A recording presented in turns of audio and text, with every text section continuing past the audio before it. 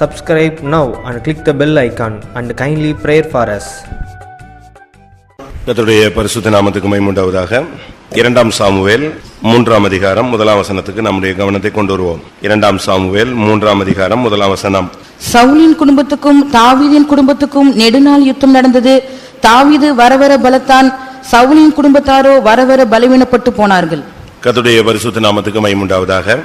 இங்கே ஒரு குடும்பம் பலவீனப்பட்டதாகவும் ஒரு குடும்பம் பலத்ததாகவும் சொல்லப்பட்டிருக்கிறது. மனித வாழ்க்கையிலே குடும்ப வாழ்க்கை என்பது மிகவும் முக்கியமானது. குடும்ப வாழ்க்கை சிறப்பாக இருந்தால் சபை வாழ்க்கையும் சிறப்பாக இருக்கும், ஒரு தனி மனிதனுடைய வாழ்வும் சிறப்பாக இருக்கும். குடும்பம் சரியாக இல்லாவிட்டால் அந்த மனிதனுடைய பின்பகுதியை நாம் கவனித்து பார்ப்போமானால் அதுவும் தடுமாற்றத்துக்குள்ளதான் இருக்கும்.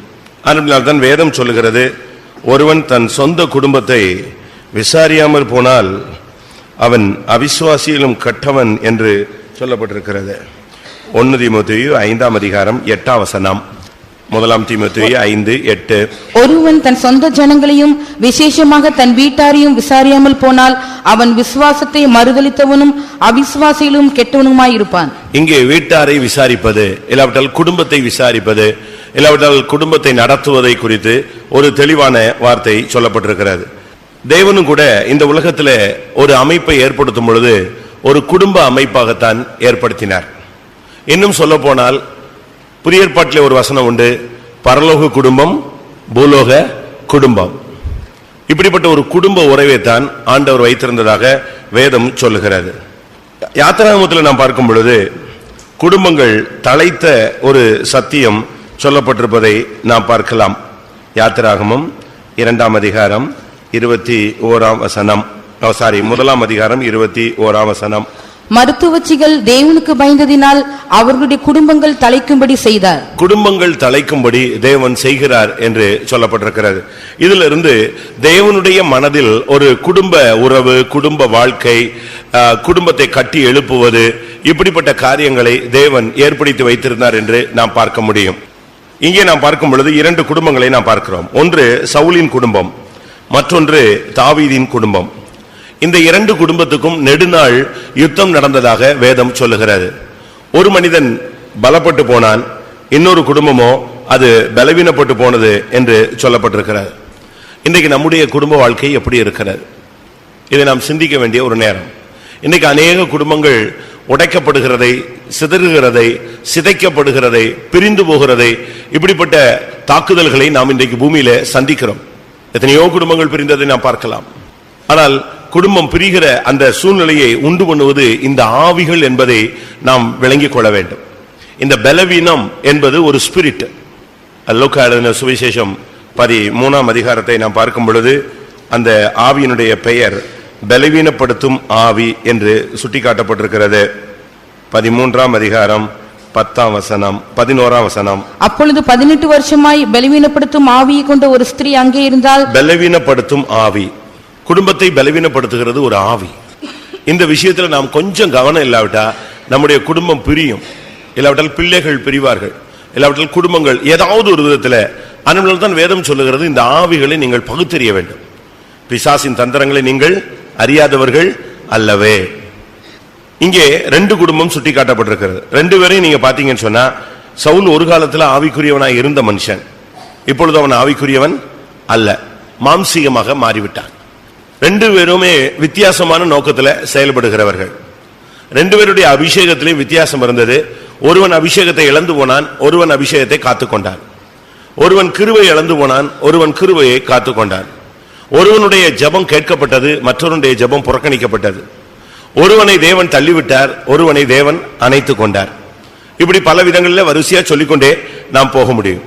முதலாவது இந்த சவுலின் குடும்பம் என்று சொன்னால் அது ஒரு விதத்தில் மாமிசம் என்று நாம் எடுக்கலாம், மற்றொரு விதத்தில் அதை பின்மாற்றம் என்று நாம் எடுக்கலாம், மற்றொரு விதத்தில் அதை பலவீனம் என்று நாம் எடுக்கலாம். ஒரு குடும்பத்தோடு போராடுகிற இந்த 3 சக்திகளையும் நாம் அறிந்து கொள்ள வேண்டியது அவசியம். ஒன்று, ஒரு குடும்ப வாழ்க்கையில மாம்சம் வந்துவிட்டால், மாம்சீகத்துக்கு ஏற்ற வண்ணமான பேச்சு, மாம்சீகத்துக்கு ஏற்ற வண்ணமான செயல்கள், மாம்சீகமான சம்பந்தப்பட்ட கிரியைகள், இவைகள் வந்து ஒரு குடும்பத்துக்குள்ளே புகுந்து விட்டாலே அந்த குடும்பத்துல பல பிரச்சனைகள் உண்டாகும். ஆவிக்குரிய சிந்தை போய்விட்டால், ரோமர்கள் நிருபம் 8ஆம் அதிகாரம் 6ஆம் வசனமா 8ஆம் வசனமா, மாம்ச சிந்தை மரணம், ஆவியின் சிந்தையோ ஜீவனும் சமாதானமுமாம். எத்தனை? 8:6. மாம்ச சிந்தை மரணம், ஆவியின் சிந்தையோ ஜீவனும் சமாதானமுமாம். மாமிச சிந்தை என்றைக்கு ஒரு மனித குடும்பங்களிலே உள்ள வருதோ, ஒரு புருஷனுக்கோ ஒரு மனைவிக்கோ இல்லாவிட்டா பிள்ளைகளுக்கோ, எப்பொழுது மாம்சீகம்ங்கிறது தலைகு தூக்கி வருதோ, மாம்சம்னா என்ன? மாம்சத்தை எப்படி கண்டுபிடிக்கிறது? நம்ம எல்லாரும் மாம்சத்துல தான் இருக்கிறோம். இந்த மாம்சத்தை நான் சொல்லல. கலாத்தியர் 5ஆம் அதிகாரம் கடைசி பகுதியில் பார்க்கும் பொழுது மாம்சத்தின் கிரியைகள் வெளியரங்கமாய் இருக்கின்றன, அவை யாவன அப்படின்னு ஒரு லிஸ்ட் வேதம் சுட்டி காட்டுகிறது. எந்த குடும்பத்துல இந்த ஆவி, இந்த தாக்குதல்கள், இந்த செயல்கள் வருதோ அந்த குடும்பத்துல பிரச்சனை வரும். மாம்சம் ஏனென்றால் கலாத்தியர் 5:17 பார்க்கும் பொழுது, மாம்சம் ஆவிக்கு விரோதமாகவும் ஆவி மாம்சத்துக்கு விரோதமாகவும் இச்சிக்கிறது, இவைகள் ஒன்றுக்கொன்று எதிரடையாக நியமிக்கப்பட்டு இருக்கிறது என்று சொல்லப்பட்டிருக்கிறது. அதே நேரத்தில் 19ஆம் வசனத்திலிருந்து பார்க்கும் பொழுது 21ஆம் வசனம் வரைக்கும் அந்த மாம்சத்தின் செயல்களை சொல்லியிருக்கிறது. ஒரு புருஷன் மனைவியை மேல பொறாமை கொண்டான், இல்லாவிட்டா மனைவி மேல புருஷனுக்கு ஒரு பொறாமை, ஈகோ, பிரஸ்டீஜ், நான், அகந்தை, தன்னுடைய குடும்பம், நான், எங்க வீடு, இப்படிப்பட்ட ஒரு மாம்சத்தின் செயல் எப்ப வருதோ அப்பொழுது அந்த குடும்பத்துல ஒரு அஸ்திபாரத்துல ஒரு கல்லை பிடுங்கிட்ட மாதிரி தான். ஒரு கோபமோ, ஒரு வைராக்கியமோ, ஒரு முறுமுறுப்போ, ஒரு தர்க்கிப்போ, ஏதாவது ஒண்ணு வரும் பொழுது, மாம்சம் எங்க குடும்பங்களிலே எந்த இடத்துல வருதோ அப்பொழுது அந்த குடும்பத்துல என்ன இருக்கும்? ஒரு அசைவே இருக்கும். அது ஒரு பூகம்பம் மாதிரி. அதை நீங்க விளங்கிக் கொள்ளணும். இரண்டாவது பின்மாற்றம் என்று சொல்லலாம். அவன் ஆரம்ப காலங்களை நீங்க பாத்தீங்கன்னா ஆச்சரியமா இருக்கும். சவுலுடைய ஆரம்ப காலம்னா, ஒருத்தன் ஏசுறான். இவன் எப்படி போனானா? சவுல ஒருத்தன் ஏசுறான், ஒருத்தன் இல்ல, ரொம்ப பேர் ஏசுறாங்க. இவனா நம்மை ரட்சிக்க போகிறவன், இவனா ராஜா, இவனுக்கா நாங்க காணிக்க கொடுப்போம் அப்படின்னு சொல்றாங்க. அந்த வார்த்தை அவனுக்கு கேட்டுச்சு. ஆனா எப்படி போனானா? அவனுடைய ஸ்டார்டிங் ஸ்டேஜ் எப்படி இருந்துச்சு? காது கேளாதவன் போல போனான். கேட்டுச்சு, ஆனா அது அவனுக்குள்ள போய் என்ன செய்யல? துக்கத்தையோ, ஒரு பாதிப்பையோ, ஒரு கோபத்தையோ, ஒரு வெறித்தனத்தையோ, ஒரு வைராக்கியத்தையோ அது உண்டாக்கல. ஏன்னா அந்த அபிஷேகம் ஃபுல்லா இருந்ததுனால இந்த மாம்சம் அங்க என்ன செய்யல? வேலை செய்யல. ஆனா இதே அபிஷேகம் டவுன் ஆகும் போது, குறையும் பொழுது, சவுல் கொன்றது 1000, தாவீது கொன்றது 10000. இந்த வார்த்தை நல்லா என்ன செஞ்சது? கேட்டது. ஆனா எங்க வந்துருச்சு? களை போல உள்ள விதைக்கப்பட்டுடுச்சு. அந்த வார்த்தையை கேட்ட உடனே அதுக்கு பிறகு அவனுடைய பார்வையே மாறிச்சு. காய்மகாரமாய் அவன் பார்த்தான். ஒன்று மாம்சத்துக்குரிய செயல்கள், இரண்டாவது பின்மாற்றம். எதெல்லாம் விட்டானோ அதெல்லாம் திரும்ப எடுத்தான். அஞ்சனம் பார்க்கிறவங்கள தேசத்தை விட்டு துரத்துனது அவன் தான். கடைசியில் அஞ்சனம் பார்க்கிற ஆளை தேடி போனது யாருதான்? அவன் தான். காது கேட்காதது போல போனதும் அவன் தான். இப்ப காது ரொம்ப தெளிவா கேட்டதுக்கு யாரு கேட்டது மாதிரி செயல்பட்டதும் யாருதான்? அவன் தான். முதல்ல ரொம்ப மனஸ்தாபப்படுவான், திரும்ப அதே காரியத்தை நினைச்சுவான். தாவீதுக்கும் அவனுக்கும் ஒரு இடத்துல 2 பேரும் உரையாடல், கொஞ்சம் டிஸ்டன்ஸ்ல இருந்து பேசுறாங்க. உடனே தாவீது சொல்றான், எனக்கு இன்னைக்கு கிடைச்ச சான்ஸ்ல உங்களை கொண்டிருக்கலாம், ஆனா அபிஷேகம் பண்ணப்பட்ட உங்களை கொல்லக்கூடாதுன்னு அமைதியா விட்டுட்டேன் அப்படின்னு சொல்றான். உடனே என்ன சொல்றான்? இது என் குமாரனுடைய சத்தம் அல்லவா? தாவீதே, என் குமாரனே, நீ என்னை விட யாரு நீதிமான் அப்படின்னா வீட்டுக்கு போயிட்டான்.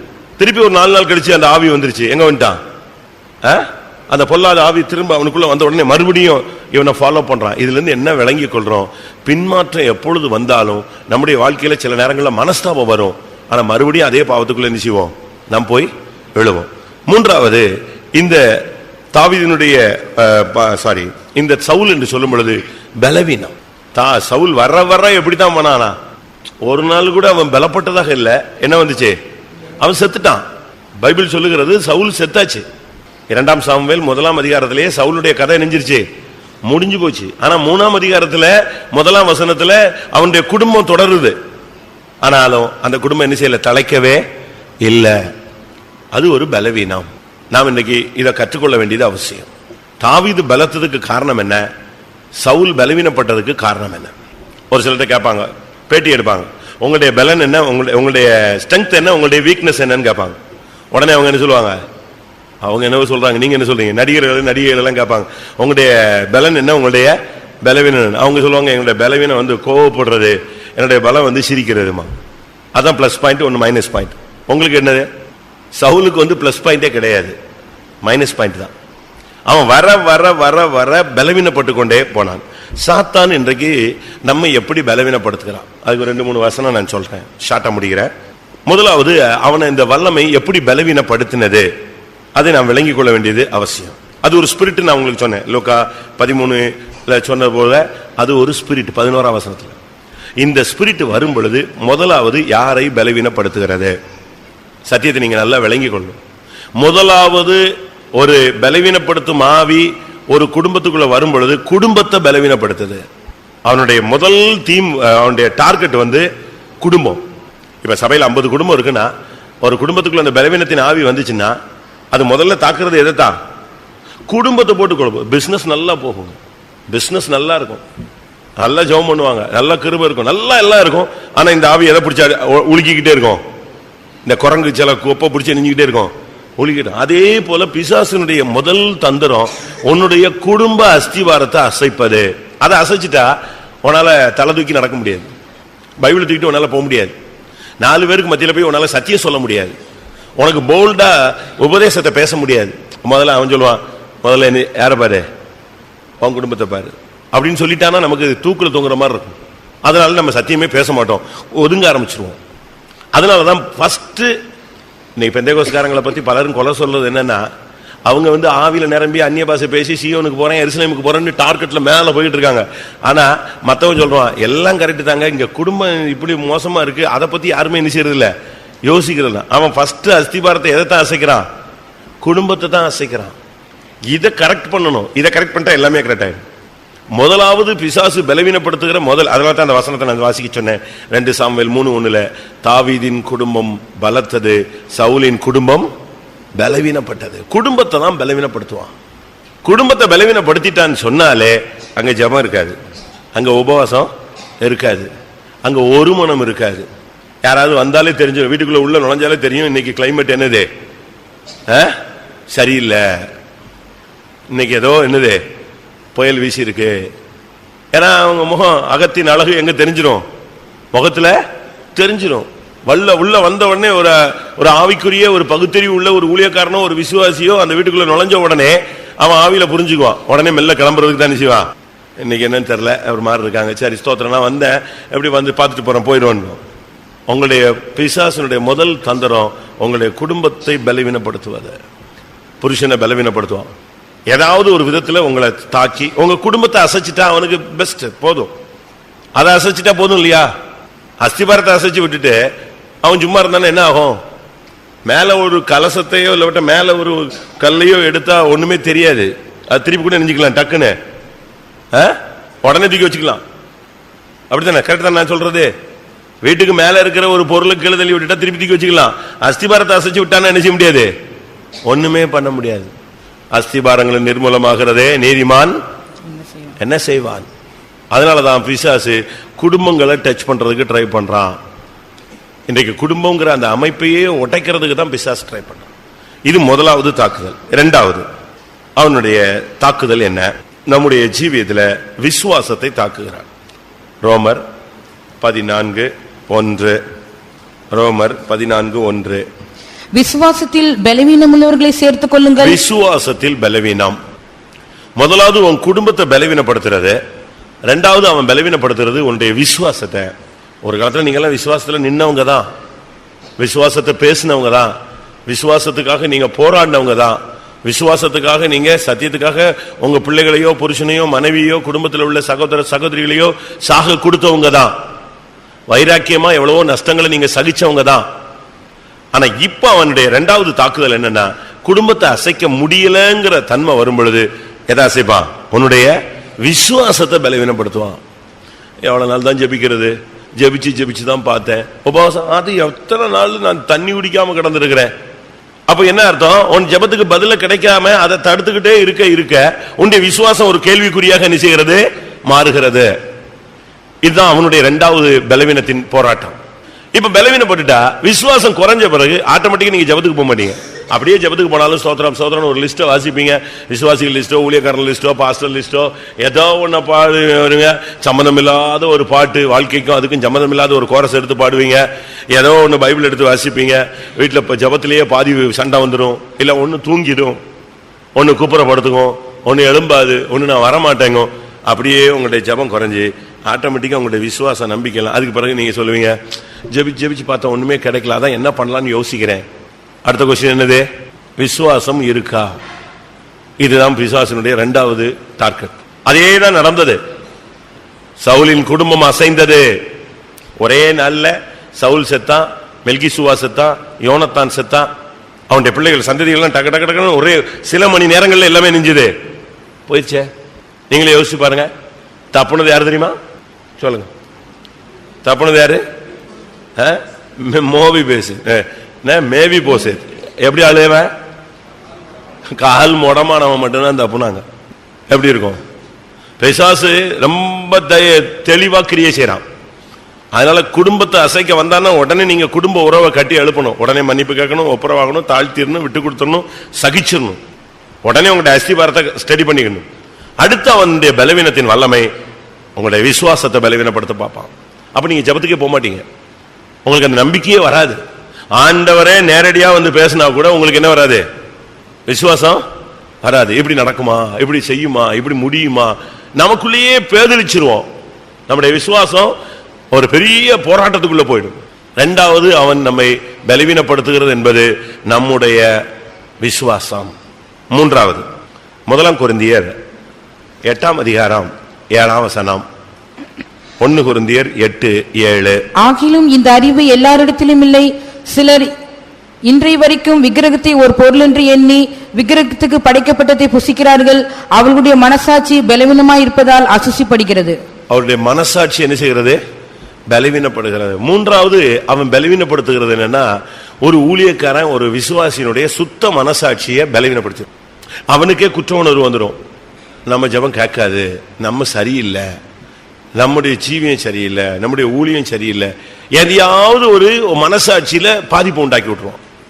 ஜபத்துல போய் உட்காருவாங்க, எல்லாரும் போராடி பிசாசு கட்டிட்டு இருப்பாங்க. இவன் உட்கார்ந்து, ஆண்டவரே என்னை மன்னிச்சிருங்க சுவாமி, என்னை மன்னிச்சிருங்க சாமி. எல்லாரும் எங்க போயிட்டு இருக்கான்? எல்லாரும் ஜபம் எதுல போய்கிட்டு இருக்கு? பிசாசு எதிர்த்து. இவன் எதுக்கு ஜெபிச்சிட்டு இருப்பான்? அதே கூட்டத்துல இருக்கிறாரு, அதே பிரசங்கத்தான் கேட்கிறாரு. ஆனா இவருடைய மனசாட்சி சரியில்லைனால உட்கார்ந்து, ஆண்டவரே மன்னிச்சிருங்க சுவாமி, நான் அதை பண்ணிட்டேன், இதை பண்ணிட்டேன்.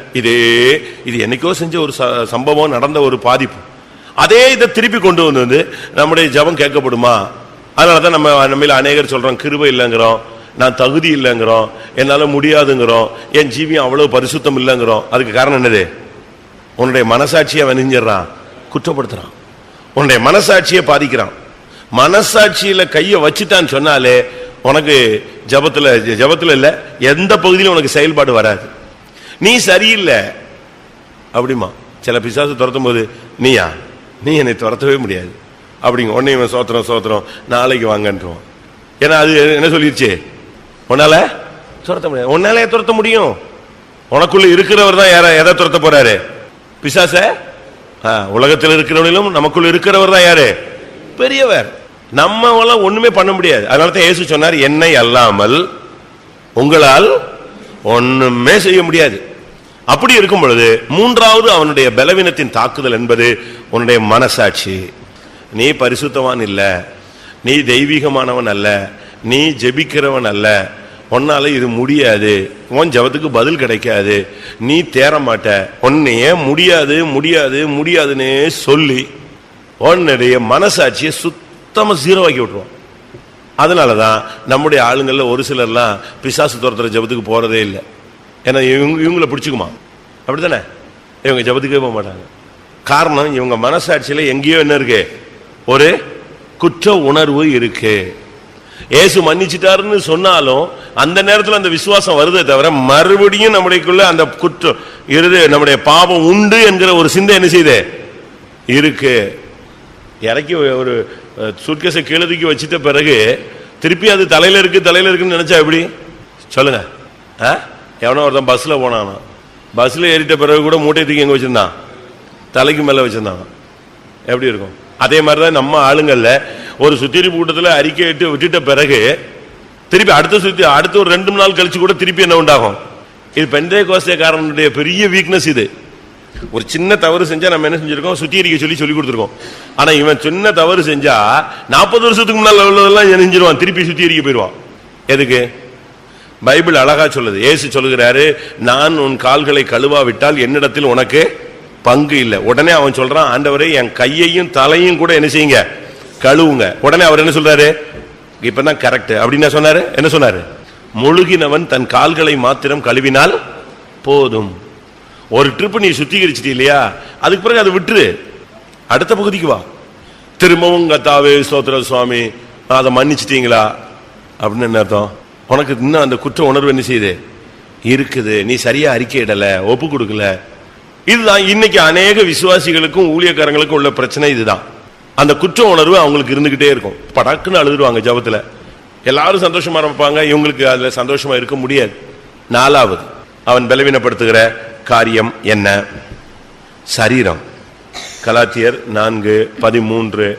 உங்களுக்கு தெரிந்திருக்கிறபடி நான் சரீர பலவீனத்தோடு முதலாம் தரம் உங்களுக்கு சுவிசேஷத்தை பிரசங்கித்தேன். சரீர பலவீனம், இதை ஒன்னொன்னா டச் பண்ணி, முதலாவது உங்களுடைய குடும்பத்தை ஒரு அசைச்சிட்டு, உன்னுடைய தனிப்பட்ட விசுவாசத்தை ஒரு அசைப்பு அசைச்சிட்டு, மூணாவது நீ சரியில்லைங்கிற ஒரு மனப்பான்மையை உனக்குள்ள கொண்டு வந்துட்டு, நாலாவது அவன் உன்னை தொடர்றது எதை, சரீரத்தை டச் பண்ணுவான்.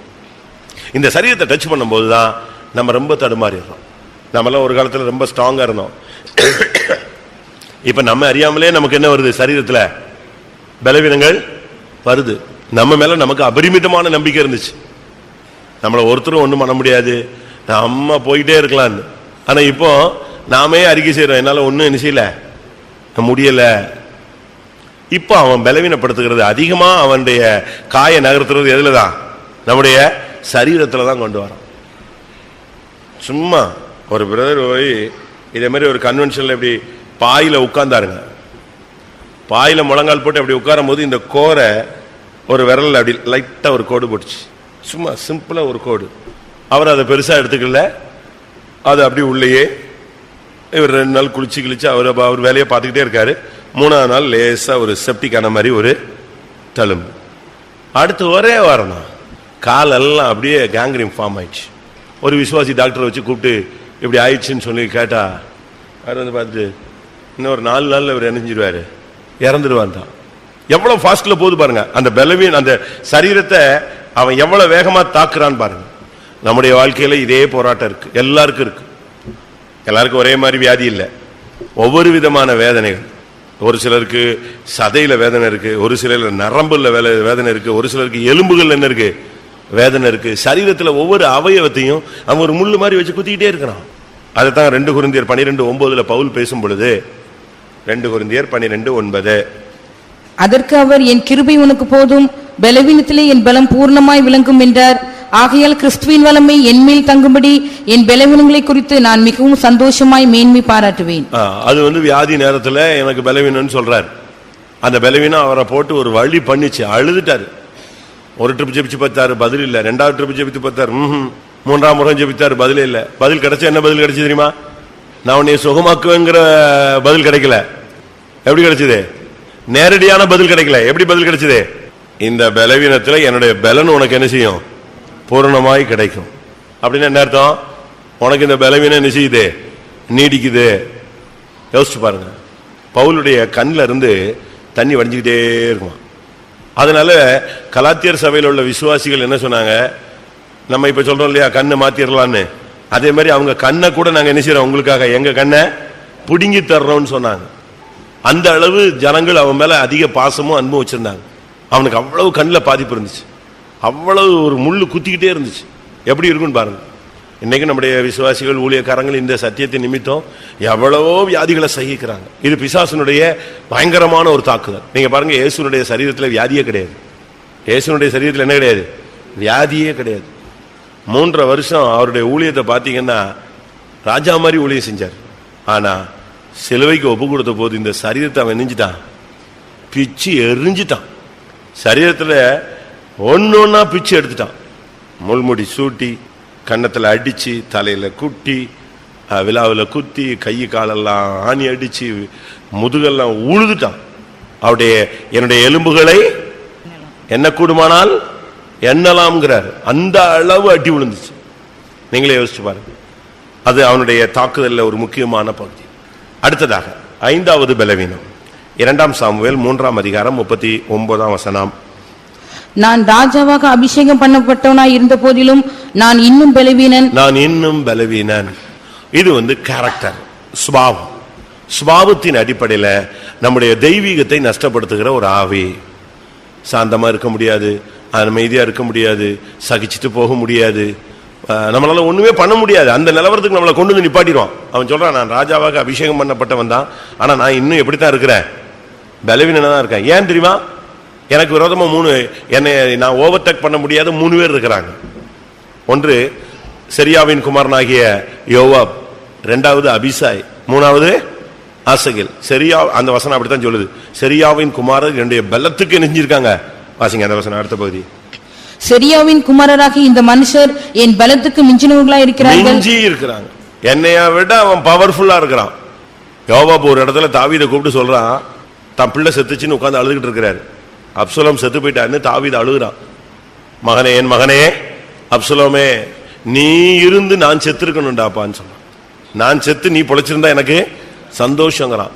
ஜனங்கள்லாம் அமைதியா போயிட்டாங்க.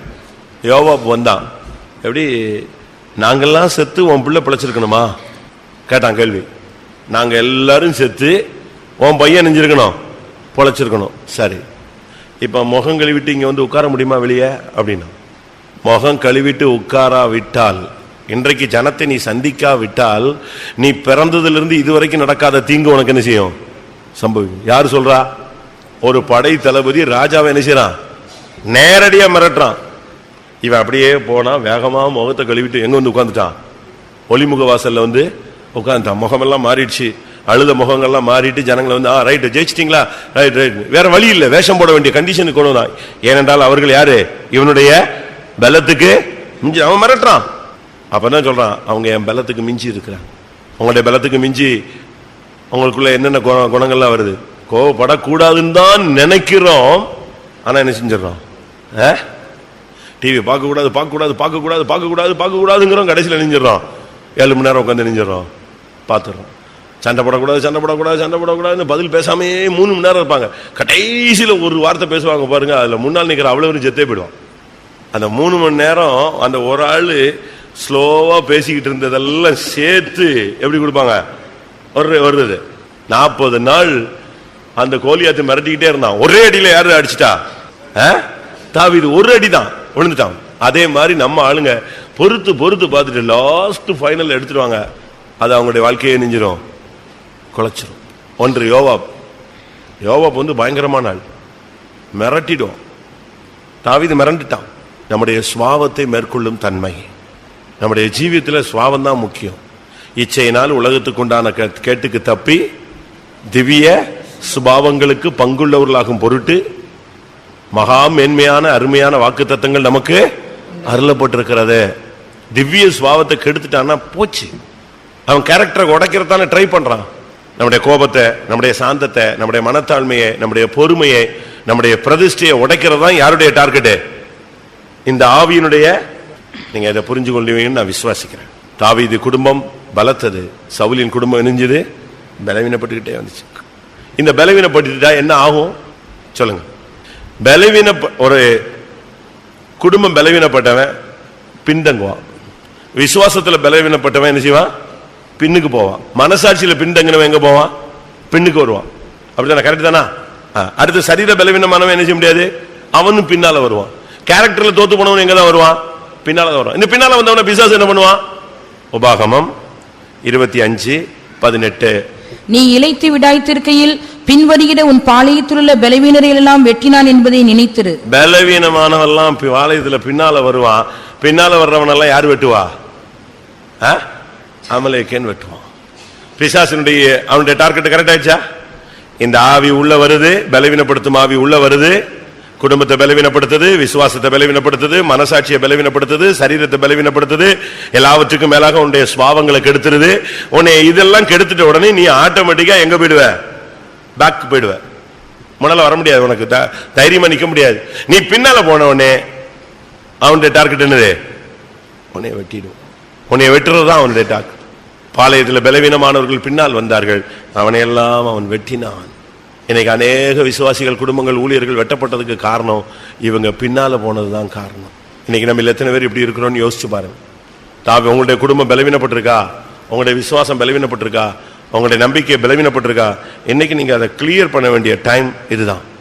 இன்னைக்கு இந்த பைபிள் ஸ்டடியில நீங்க வந்துட்டு சும்மா போயிடக்கூடாது. பலவீனத்தின் தன்மைகள் எல்லாம் மாற்றணும். உங்களுக்குள்ள இந்த குடும்பத்தை அசைக்கிற தன்மைகளை நீங்க கிளியர் பண்ணணும். உங்களுடைய குடும்பத்தை நீங்க அதான் கொஸ்டின் பண்ணுவான். புறஜாதிகள் நம்மளுடைய குடும்பத்தை தானே செய்ற பாக்குறான். ஏப்பா பைபிள்லாம் தூக்கிட்டு போறப்பா கரெக்ட் தான், உங்க குடும்பத்தை கரெக்ட் பண்ணுன்னு சொல்லுவான். அதை நம்மளால பாதுகாக்க முடியுதா? அதுதான் முக்கியம்.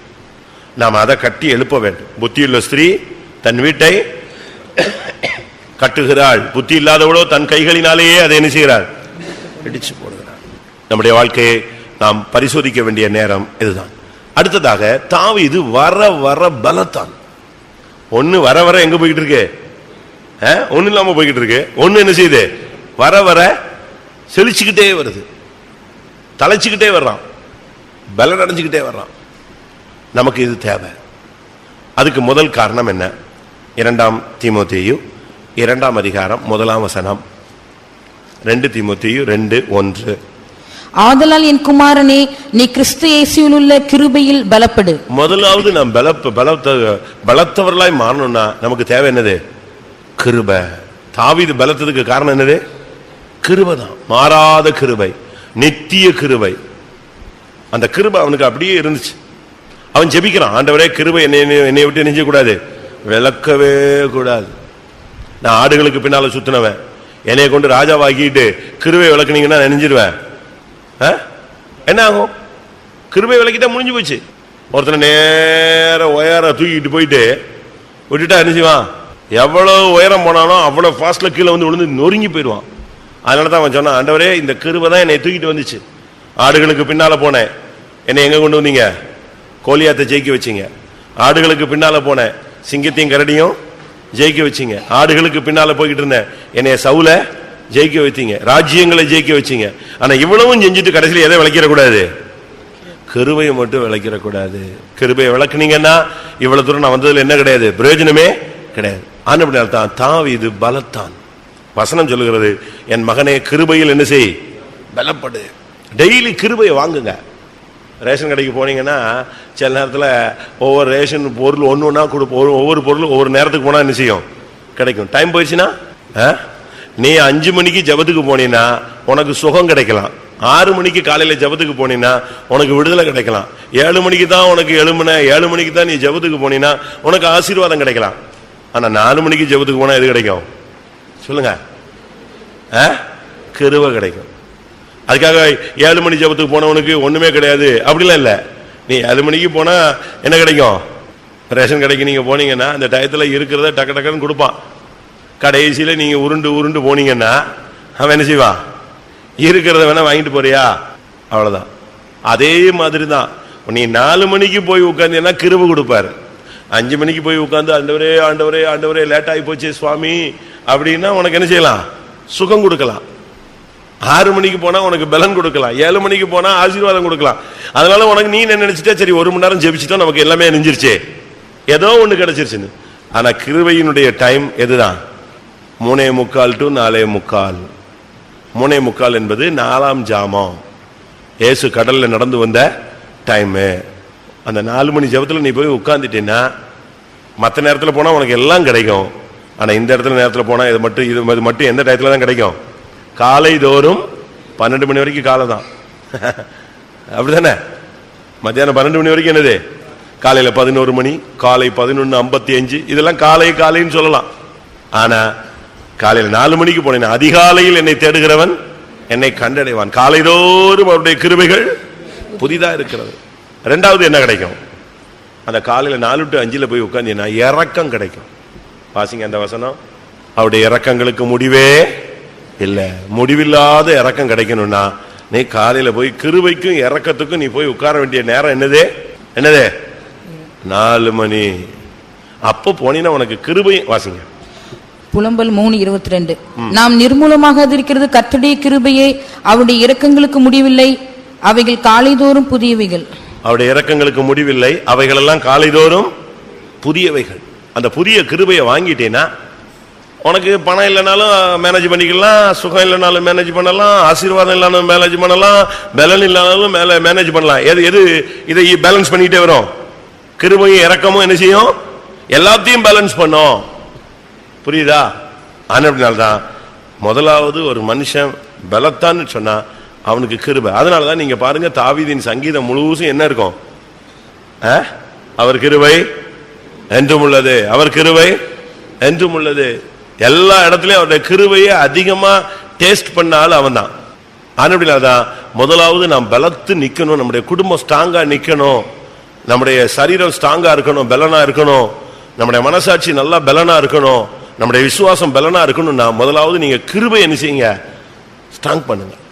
கிருபை நீங்க கிளியர் பண்ணிட்டீங்கன்னா, கிருபையில பலப்பட்டீங்கன்னா உங்களுக்கு பிரச்சனையே வராது. இரண்டாவது, லூக்கா எழுதின சுவிசேஷம் 1 அதிகாரம் 80 லூக்கா 1:80. அந்த பிள்ளை வளர்ந்து ஆவிலே பலன் கொண்டு இஸ்ரவேலுக்கு தன்னை காண்பிக்கும் நாள் வரைக்கும் வனாந்திரத்திலே இருந்தான். அந்த பிள்ளை வளர்ந்து ஆவியிலே பலன் கொண்டது. அபிஷேகத்துல நிரம்பணும், அபிஷேகத்துல பலன் அடையணும். கொஞ்சோண்டு அபிஷேகத்தை வச்சுட்டு நம்ம ஒண்ணுமே பண்ண முடியாது. நமக்கு தேவையானது ஒரு நிறைவான அபிஷேகம். ஆவியில பலன் கொள்ளுதல் என்பது நீங்க அப்பதான் வெளியே உங்களை காண்பிக்க முடியும், இல்லைன்னா மறைஞ்சுதான் கிடக்கணும். வெளியே வரணும்னாலே வாசிங்க மறுபடியும் அந்த வசனம். அந்த பிள்ளை வளர்ந்து ஆவிலே பலன் கொண்டு இஸ்ரவேலுக்கு தன்னை காண்பிக்கும் நாள் வரைக்கும் வனாந்திரங்களிலே இருந்தான். இஸ்ரவேலுக்கு உன்னை காண்பிக்கணும், சத்துரு முன்னால நீ தைரியமா வரணும், குடும்பத்தின் மத்தியில நீ தைரியமா வரணும், சபை மத்தியில தைரியமா வரணும்னா, உன்னை வெளியே கொண்டு வரணும்னா நீ என்ன செய்யணும்? முதலாவது ஆவியில நல்ல ஒரு அபிஷேகத்துல இருக்கணும். அபிஷேகத்துல ஒரு 5 நிமிஷம் நிறைவும் பொழுது இந்த சரீரத்துல ஒரு பெரிய வித்தியாசம் உண்டாயிரும், மனதுல ஒரு புதிதாகுதல் உண்டாயிரும், உன்னுடைய சரீரத்திலையும் மனதிலையும் ஒரு பெரிய விடுதலை உண்டாயிரும். ஆவியாளர் உன்னோடு இடைபெட ஆரம்பிச்சிருவார். உன்னை கரெக்ட் பண்ற நேரம் அதுதான். ஆவியிலே பலன் கொள்ளுது. அது வரைக்கும் அவன் அமைதியா இருந்தான். நீங்க ஆவியில பலப்படாம நீங்க எங்க போய் உங்களை வெளிப்படுத்தினாலும் தோத்துருவீங்க. அபிஷேகத்தோடு போனா என்ன கிடையாது? தோல்வியே கிடையாது. இஸ்ரவேல்ல லட்சக்கணக்கான பராக்கிரமசாலிகள் இருந்தாங்க, அவங்களால கோலியாத்தை மேற்கொள்ள முடியல. அபிஷேகம் பெற்ற ஒரு ஆளால தான் எவனை மேற்கொள்ள முடிஞ்சது? அபிஷேகத்தை புதைச்சு வச்ச சவுலால கூட அவனால என்ன செய்ய முடியல, ஃபேஸ் பண்ண முடியல. அபிஷேகத்துல நிலைத்திருந்த தாவீது மட்டும்தான் அதை என்ன செஞ்ச முடிந்தது, அவனை ஃபேஸ் பண்ணி ஜெயிக்க முடிந்தது. இதுல இருந்து என்ன விளங்கி கொள்றோம்? ரெண்டாவது, நாம் பலத்தவர்களாய் மாறணும்னா சரியான ஒரு அபிஷேகம், சும்மா இல்ல, நல்ல அபிஷேகம். நாம அதனாலதான் பாஸ்டர் ஜோயல் சொல்லுவார், பைத்தியக்காரனை போல ஆவில் நிரம்பும்பாரு. ஆவில் நிரம்புறதுல என்ன செய்யாத, உன்னை கட்டுப்படுத்தாத, வெக்கப்படாத, விட்டுக்கொடு, நீ பாட்டுக்கு ஆவில நிரம்பு. அபிஷேகம் உனக்குள்ள ஏதோ ஒண்ணு செய்யணும்னு நினைச்சிருச்சுன்னா அது என்ன செய்யட்டும், அது செய்யட்டும். அது செய்யற வரைக்கும் நீ டைம் கொடு. அது உன் கையில உள்ள வியாதியை சுகமாக்கட்டும், எலும்புக்குள்ள போய் எலும்புக்குள்ள இருக்கிறதான கிருமியை அழிக்கட்டும், அது உன்னுடைய அவயவங்கள்ல இறங்கி அந்த போராட்டத்தை அழிக்கிற வரைக்கும் கொஞ்சம் டைம் கொடுன்னு சொல்றாரு. அப்ப ஆவியில நம்ம எத்தனை பேர் பலன் கொள்ளுக்கணும்?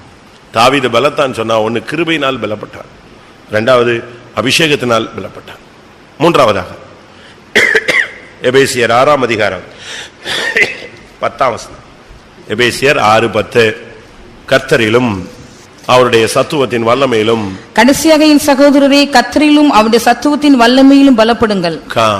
கர்த்தரில் பலப்படுவது மூணாவது ஒரு காரியம். என்னன்னு, எதுல பலப்படணும்? கர்த்தரில். ஆண்டவருக்குள்ள நீங்க ஊன்ற கட்டப்படணும். கர்த்தரில் ஆண்டவருக்குள்ள நீங்க ஒரு ஸ்ட்ராங்கான ஒரு தன்மையில இருக்கணும். ஆண்டவரை விட்டு நீங்க விளையிடவே கூடாது. பணத்தினாலேயோ பொருள்னாலேயோ சண்டைனாலேயோ சச்சரவுனாலேயோ. பவுல் சொல்றார் இல்லையா, உயர்வோ தாழ்வோ பசியோ பட்டினியோ நிர்வாணமோ நாசமோசமோ என்ன வந்தாலும் கிறிஸ்துவின் அன்பை விட்டு என்னை பிரிப்பவன் யார்? கர்த்தருக்குள்ள உனக்குள்ள ஒரு ஸ்ட்ராங்கான ஒரு தன்மை இருக்கணும். அதனால தான் வேதம் சொல்லுகிறது, அவருக்குள் வேரூன்றி அப்படின்னு இருக்கு. ஆண்டவருக்கு உள்ள உன்னுடைய வேர் இருக்கணும். அவருக்குள், அதாவது கொலோசியர் 2:6. ஆகையால் நீங்கள் கர்த்தராகிய கிறிஸ்து இயேசுவை ஏற்றுக்கொண்டபடியே அவருக்குள் வேர் கொண்டவர்களாகவும் அவர் மேல் கட்டப்பட்டவர்களாகவும் அவருக்குள் நடந்து கொண்டு. எப்படி வசனம் அழகா இருக்கு. அவருக்குள் வேர் கொள்ளணும், அவர் மேல் கட்டப்படணும், அவருக்குள் நடந்து கொள்ளணும். இதான் கர்த்தருக்குள். ஒரு மனுஷன் மேல உன்னுடைய அஸ்திபாரத்தை போடக்கூடாது, தெய்வத்து மேல போடு. ஒரு பரிசுத்தவன் மேல உன்னுடைய அஸ்திபாரத்தை போட்டுறாது. யார் மேல போடு? கடற்கரையில் ஒரு பாறை இருந்துச்சு. போட்டை விட்டு இறங்கினவங்க என்ன செஞ்சாங்க? அடுப்பு தூக்கி எங்க வச்சுட்டாங்க? ஓரத்தில் உள்ள பாறையில் வச்சு அழகா ஸ்டவ் வச்சு பற்ற வச்சுட்டாங்க. பற்ற வச்சு சூடான பிறகு டபால்னு அந்த மீன் நெஞ்சிருச்சு. இவன் நினைச்சது என்னது? பாறைன்னு. அது என்னது? ஒரு பெரிய மீன். ஒரு உழுக்குழுக்குச்சு சூடான உடனே எல்லாம் கொட்டி அவன் ஓடி எல்லாம். எப்படி இருக்கும்? நீ வைக்க வேண்டிய இடத்துல வைக்கணும். உன்னுடைய அஸ்திபாரத்தை நீ எங்க வைக்கணும்? அவருக்குள் போடணும். கண்மலையாகிய கிறிஸ்துவில் கட்டப்பட்டவன் அவன் புத்தி உள்ள மனுஷன். கர்த்தருக்குள் உங்களை யாருமே அசைக்க கூடாது. பணமோ பொருளோ வேலை போயிருச்சோ வேலை இல்லையோ, அதனால தான் அந்த வசனம் அழகா இருக்கும். பசி பட்டினி உயர்வு தாழ்வு வேறு எந்த சிருஷ்டியானாலும், தேவதூதர்களானாலும் உயர்வானாலும் தாழ்வானாலும் என்னெல்லாமோ சொல்லியிருக்காங்க. இது எந்த சூழ்நிலையிலையும் உனக்குள்ள அசைவு வரக்கூடாது, ஸ்ட்ராங்கா இருக்கணும். தாவீது பாருங்க, எங்க சுத்தினாலும் தன் தேவனாகிய கர்த்தருக்குள் தன்னை திடப்படுத்தி கொண்டான். அவனை மனைவி பிள்ளைகள் எல்லாம் பிடிபட்டு போயிட்டாங்க, கூடாரெல்லாம் சுட்டரிக்கப்பட்டது. அவன் கூட இருந்த ஜனங்கள் எல்லாம் பலன் இல்லாமல் போக மட்டும் அழுதுட்டு கடைசியில கள்ளத்துக்கு யாரையும் எறிய ஆரம்பிச்சிட்டான். தாவீதுக்கு ஆப்போசிட்டா கூட இருந்தவனே மாறிட்டான். அப்ப பைபிள் என்ன சொல்லுது? வாசியுங்கள். 30:6. 1 சாமுவேல் 30:6. தாவீது மிகவும் நெருக்கப்பட்டான். சகல ஜனங்களும் தங்கள் குமாரர் குமார்த்திகள் நிமித்தம் மனம் கிளேசமானதினால் அவனை கல்லெறிய வேண்டும் என்று சொல்லிக் கொண்டார்கள். தாவீது தன் தேவனாகிய கர்த்தருக்குள்ளே தன்னை திடப்படுத்தி கொண்டான். அவனுக்கு கர்த்தர் மட்டும்தான். அவங்க சவுல் விரட்டினா, அம்மா அப்பா யாராவது சப்போர்ட் பண்ணாங்களா? அண்ணன் மாதிரி யாராவது சப்போர்ட் பண்ணானா? இல்ல கட்டின மனைவி யாராவது அவனுக்கு சப்போர்ட் பண்ணாளா?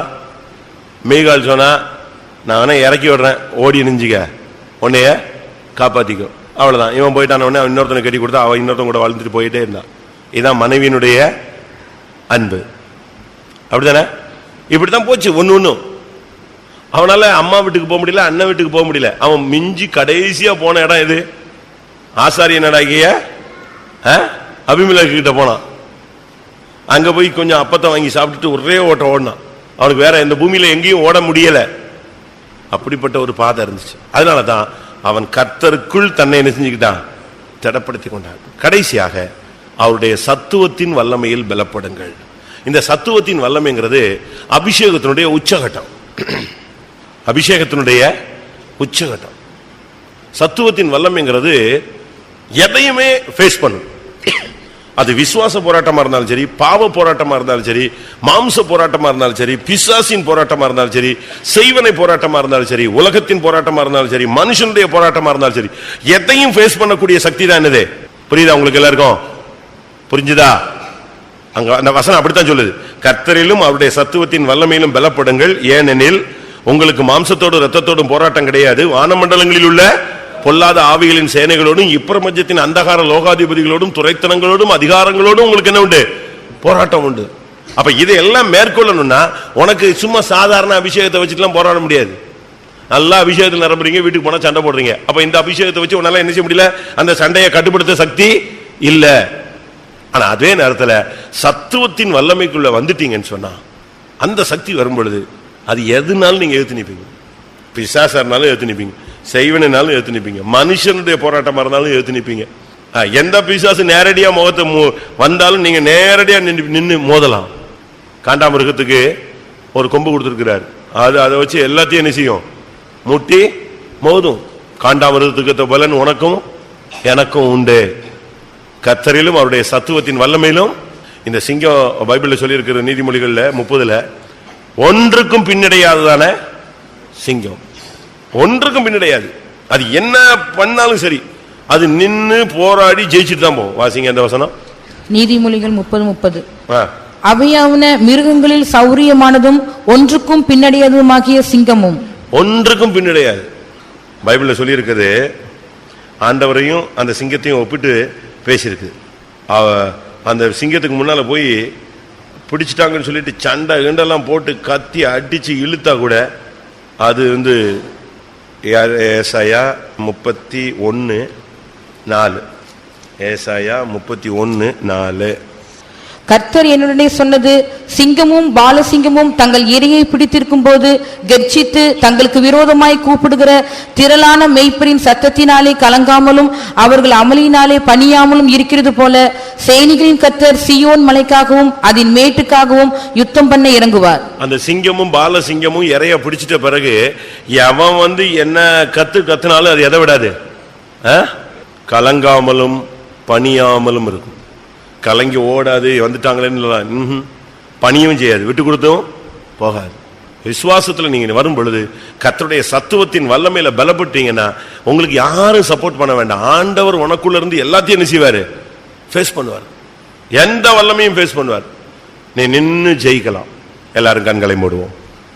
நமக்கு இந்த நாட்கள்ல இந்த யுத்தம் ஒரு நாள்ல முடியாது. ஒரு சிலர் சொல்றாங்க இந்த போராட்டம் முடியவே இல்லையே. ஆவிக்கு விரோதமாய் போராட்டமும் மாம்சத்துக்கு விரோதமான போராட்டம் என்ன செய்யாது, எப்ப முடியும்? சாவு வரைக்கும் இருக்கும். ஏனென்றால் நமக்குள்ள ரெண்டு இருக்கு, உள்ளுக்குள்ள ஆவி இருக்கு, வெளியே என்ன இருக்கு, மாம்சம் இருக்கு. மாம்சத்துக்கு ரத்து, ஆவிக்கு என்ன இருக்கு, போராட்டம் இருந்துகிட்டே தான் இருக்கும். இது நெடுநாள் யுத்தம். அந்த வசனம் அப்படித்தான் சொல்லுது. 2 சாமுவேல் 3:1 தாவீதின் குடும்பத்துக்கும் சவுலின் குடும்பத்துக்கும் என்ன இருந்துச்சு, யுத்தம் எப்படி இருந்துச்சு, நெடுநாள். ஆனா இந்த யுத்தத்துல நீ பலவீனப்பட்டு போக கூடாது. இந்த யுத்தத்துல நீ என்ன வந்துட்டு இருக்கணும், பலத்துக்கொண்டே போக வேண்டும். கடைசியா ஒரு வசனம், யாத்திராகமம் 17 கடைசி. அந்த யுத்தத்தை பத்தி ஒரு வார்த்தை சொல்லி முடிக்கிறேன். யாத்திராகமம் 17:16. அமிலேக்கின் கை கர்த்தருடைய சிங்காசனத்துக்கு விரோதமாய் இருந்தபடியால் தலைமுறை தலைமுறை தோறும் அவனுக்கு விரோதமாய் கர்த்தரின் யுத்தம் நடக்கும் என்றான். எப்ப எது வரைக்கும் நடக்கும்? அவனுடைய யுத்தம் சிங்காசனத்துக்கு விரோதமானது. அப்ப நீ சிங்காசனத்துக்கு போற வரைக்கும் இந்த போராட்டம் நெஞ்சுக்கிட்டே இருக்கும், வந்துகிட்டே இருக்கும். ஆனா கர்த்தர் அந்த யுத்தத்தை நடத்துவார். அமலேக்கின் கை எதுக்கு விரோதமா இருக்கு, கர்த்தருடைய சிங்காசனத்துக்கு விரோதமா இருக்கு. அப்படினால் தலைமுறை தலைமுறையாக யுத்தம் நடக்கும். ஆனா இந்த யுத்தத்துக்கு முடிவு என்னன்னு தெரியுமா? இந்த யுத்தத்துல தான் ஆண்டவருடைய நாமம் புதுசா வெளிப்பட்டது. என்ன நாமம்? யெகோவா நிசி, கர்த்தர் என் ஜெயக்கொடி. எல்லாரும் கண்களை மூடுவோம். உன்னுடைய குடும்பத்தை பலவீனப்படுத்த ஒரு ஆவி போராடுகிறது. உன்னுடைய மனசாட்சியை பலவீனப்படுத்த ஒரு வல்லமை போராடுகிறது. உன்னுடைய சரீரத்தை பலவீனப்படுத்த ஒரு ஆவி போராடுகிறது. அதை எத்தனை பேர் உணர்கிறீர்கள்? எல்லாரும் கண்களை மூடி 2 நிமிஷம் முழங்கால் படிடுவோம். உன்னையும் என்னையும் பலவீனப்படுத்த முடியாது. முதலாவது உன் குடும்பத்தை அசைக்க, இரண்டாவது உன் விசுவாசத்தை அசைக்க, மூன்றாவது உன்னுடைய மனசாட்சியை கெடுக்க, நான்காவது உன் சரீரத்தை பலவீனப்படுத்த, ஐந்தாவது உன்னுடைய தெய்வீக சுபாவங்களை நஷ்டப்படுத்த ஒரு வல்லமை போராடுகிறது. நீ தாவீதா இருந்தால் நீ அந்த பலவீனத்துக்கு இடம் கொடுக்க கூடாது. கர்த்தர் உன் குடும்பத்தை பலப்படுத்தும்படியாக வந்திருக்கிறார். உன் குடும்பத்தை கட்டி எழுப்பும்படியாக வந்திருக்கிறார். நீ கர்த்தருக்கு பயந்தால் உன் குடும்பம் தலைக்கும். எல்லாரும் ஆவியில பலப்படுவோம், கிருபையில பலப்படுவோம், கர்த்தரில் பலப்படுவோம், அவருடைய சத்துவத்தின் வல்லமையில் பலப்படுவோம்.